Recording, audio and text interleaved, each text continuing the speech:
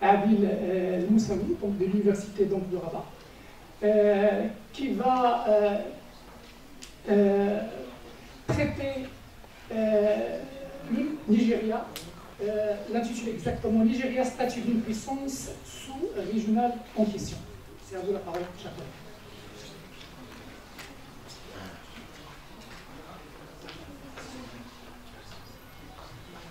Merci, Monsieur le Président. Donc j'imagine je vais être concis et bref pour conserver plus de temps pour la discussion. Alors bonjour tout le monde. Tout d'abord, je tiens à remercier les organisateurs de ce colloque de m'avoir donné l'opportunité de prendre part à ces travaux. Et le sujet de ma communication portera sur le volet des leviers de puissances régionaux d'Afrique, avec bien sûr un focus sur le Nigeria et son statut de puissance régionale. Alors c'est une question qui nous interpelle en tant qu'universitaire, mais avant d'entrer dans le vif du sujet, je dirais que le Nigeria fait toujours l'objet d'un polémique et d'un débat dans la littérature existante, et même dans les courants qui prédominent, ce qu'on appelle aujourd'hui les études africaines. En parlant toujours du Nigeria, il y a beaucoup de stéréotypes. Pratiquement parlant, il y a des clichés, je peux citer quelques-uns.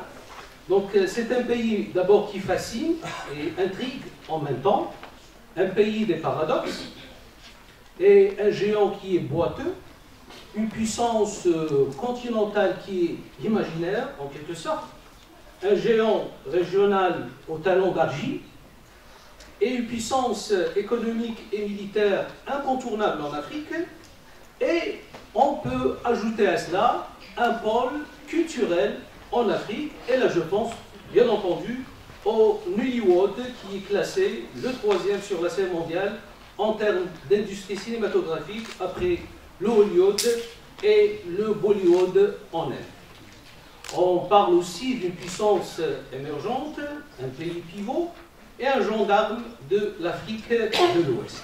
Alors en se basant sur ce qui précède, cette communication tentera d'analyser en quelque sorte le statut de puissance du Nigeria en fonction bien sûr des transformations intervenues dans la géopolitique sécuritaire dans cette sous-région du continent africain. Alors quel est le nouveau repositionnement, si vous voulez, de ce pays pivot dans la cartographie des conflits émergents et sa capacité aussi d'influence pour contribuer, je dirais, à la pacification de cette région et comment Abuja, Nigeria, peut relever les défis qui touchent à sa posture géopolitique d'aujourd'hui. Alors en s'appuyant sur une démarche géopolitique, cette communication analysera dans un premier axe les atouts et les faiblesses de ce géant boiteux, et en même temps, dans la deuxième partie, il portera sur les défis sécuritaires qui heurtent toujours sa posture de puissance stabilisatrice dans la sous-région de l'Afrique de l'Ouest. Alors on va commencer par le commencement, on va commencer par les vulnérabilités et les atouts de ce pays. Rappelons à ce niveau que le Nigeria, il a toujours bénéficié, si vous voulez, d'un potentiel qui est humain et économique plus important que celui de ses voisins. Sans oublier bien sûr son système qui est fédéral, sur lequel reposent ses institutions, qui n'est pas parfait, mais capable en quelque sorte de suivre aux tensions sans refuge, à la condition que le pouvoir central demeure toujours un distributeur de la richesse et de la rente pétrolière. Son activité aussi diplomatique à travers des décennies lui permet aussi une certaine influence politique dans cette sous-région caractérisée toujours par une montée de tensions politiques et en même temps un climat d'insécurité qui est permanent. Et ce pays pivot, toujours dans sa pratique, il adopte une stratégie qui est proactive à l'égard de son voisinage géopolitique pour endiguer toujours toute menace qui peut profiter à ces vulnérabilités internes. Alors on va commencer par un atout, c'est toujours cette démographie hétérogène. Il faut rappeler que le Nigeria, c'est le pays le plus peuplé en Afrique, Alors il compte aux alentours de 220 millions d'habitants. Et en même temps, c'est un pays qui caractérise en quelque sorte une instabilité politique. Alors l'histoire du Nigeria s'est toujours construite au gré si vous voulez, des routes caravanières des royaumes associés au groupe ethnique. Et le Nigeria a été constitué de plusieurs royaumes, dans des frontières qui correspondent à la présence des groupes ethniques d'aujourd'hui. Et là, je pense au royaume de Yoruba, des Igbo, et de Ido et de Hausa. Et en même temps, on peut dire que le Nigeria, c'est la production pure et dure de l'expérience coloniale. En se basant bien sûr sur ceci, on peut dire que la répartition ethnique au Nigeria s'appuie, ce qu'on appelle en anglais, sur un principe qui est très connu, ce qu'on appelle le Big Three. C'est les trois piliers. Les trois piliers qui regroupent cette démographie. Nous avons les Hausa Fulani, c'est les musulmans qui représentent 25%, les Yoruba sont des chrétiens qui représentent 20%, et les Igbo, ce sont des chrétiens et autres, et qui représentent 18%. Alors, en parlant toujours du Nigeria, on ne peut pas dépasser un épisode qui a marqué l'histoire contemporaine de ce pays. C'est la guerre du Biafra. La guerre du Biafra qui a débuté en 1967 et qui a connu sa fin en 1970, pratiquement cette raison, mais on peut dire que c'est un conflit qui a causé la mort d'1 million de personnes. Et en même temps, bien sûr, cette guerre fratricide, impitoyable et sanglante, il a laissé une grande traçabilité dans l'histoire de ce géant d'Afrique. Alors par ailleurs, on peut dire que le fédéralisme mis en place au pays demeure centralisé. Et le premier découpage administratif en 1967, bien sûr, s'inscrivait dans cette volonté de réduire ce qu'on appelle aujourd'hui la domination exercée par les trois grands conglomérats géoethniques que j'ai cités tout à l'heure. Avec le retour de la démocratie, pratiquement en 1999, avec l'élection de l'ex-président du Nigeria, Olusegun Obasanjo, qui était un ex-militaire, bien entendu, en 1999, le Nigeria, il est qualifié aujourd'hui d'une jeune démocratie et qui se consolide malgré les dysfonctionnements et les dérapages. Le renforcement d'un fédéralisme centralisé, concomitamment au redécoupage, je dirais, successif des entités fédérées, a permis, dans une certaine mesure, le développement d'une économie politique, jusqu'à présent, de la production. Qu'en est-il du poids économique? En parlant du Nigeria, toujours, on est dans le paradoxe. Le Nigeria, il affiche un poids qui est économique, mais qui est controversé. Certes, c'est la production de pétrole et du gaz qui constitue l'autre grande ressource du Nigeria à l'international, qui représente, statistiquement parlant, environ 95% des exportations du pays et 75% des revenus du gouvernement. Alors si l'économie nigérienne reste très faiblement industrialisée, on peut dire qu'à partir du XXIe siècle, pratiquement en 2001, on témoigne, selon les experts économiques, de quelques avancées technologiques à l'image de certaines entreprises, et là je pense à une grande entreprise qui s'appelle Zinox, qui est fondée à Lagos en 2001 en produisant des ordinateurs, suite, si vous voulez, à une forte pénétration du pays par la Chine à partir des années 2000. Et les importations proviennent en premier lieu d'Asie, puis d'Europe et d'Amérique, et la Chine est le premier fournisseur, alors que celle du Royaume-Uni, l'ancienne puissance coloniale, a régressé. Alors, parlons toujours du Nigeria, on pense automatiquement, bien sûr, à son ambition comme étant une puissance régionale. Et géopolitiquement parlant, le Nigeria est à cheval entre l'Afrique de l'Ouest et l'Afrique centrale, et le Nigeria toujours répond à la définition, comme on dit toujours dans la littérature des relations internationales, à un État pivot, comme on dit en anglais, pivotal state. Un statut qui détermine toujours les contours de cette politique étrangère nigérienne. Alors en se basant bien sûr sur cette littérature existante, toujours un État pivot, il revêt, si vous voulez, une importance telle au niveau régional que son effondrement peut générer l'instabilité dans les pays voisins. À l'inverse, sa prospérité et sa stabilité tendent à renforcer, si vous voulez, la vitalité économique et l'équilibre politique de toute la sous-région.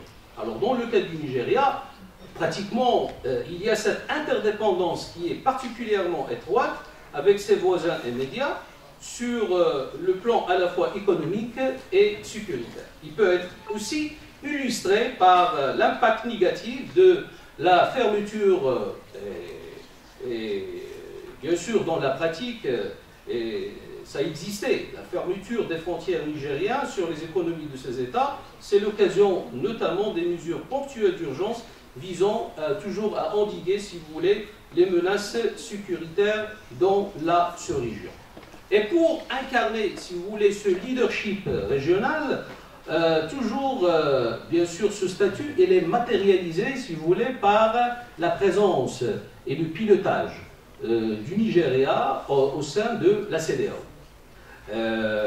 qui représente jusqu'à présent un regroupement sous-régional très réussi par rapport aux autres regroupements régionaux dans le continent africain. Et toujours la politique étrangère du Nigeria envers ses voisins s'est caractérisée dès la première moitié, bien sûr, des années 60 par la recherche d'un cadre de coopération. Il fallait bien sûr rappeler que le Nigeria figure surtout parmi les pays promoteurs de ce regroupement, et pratiquement c'était en mai 1975 que cette communauté économique des États de l'Afrique de l'Ouest, dite CEDEAO, dont le siège est établi à Abuja, sa capitale fédérale, et qui regroupe pratiquement 15 pays avec le retrait dernièrement des 3 États, à savoir le Burkina Faso, et le Niger et le Mali. Donc la création, si vous voulez, de la CEDEAO, c'est un processus d'intégration qui ambitionne et qui se voulait un antidote au fossé qui séparait alors les pays francophones et les pays anglophones de l'Afrique de l'Ouest. Mais surtout, un moyen de réduire l'influence de certaines puissances colonisatrices. Et là, je pense à la France, parce qu'en se basant sur le narratif nigérien, toujours la France tente de préserver et concevoir, disons, cette zone comme étant sa chasse gardée traditionnelle. Et selon toujours le narratif nigérien, la guerre du Biafra, c'est-à-dire la guerre civile qui a secoué le pays, elle était bien sûr à l'origine, selon bien sûr la thèse nigérienne, selon des thèses qui reflètent le complot français à l'époque, dans une perspective de faire sauter, si vous voulez, le géant anglophone. Toujours dans ce volet de la CEDEAO, on ne peut pas parler du CEDEAO et sa relation et sa liaison avec le Nigeria sans parler bien sûr de cette diplomatie, si vous voulez, du maintien de la paix. Et là, on peut citer un mécanisme qui est très important en matière de cette action, si vous voulez, pacifique, c'est les forces de l'ECOMOG qui représentent, si vous voulez, un instrument militaire à cette organisation sud-régionale.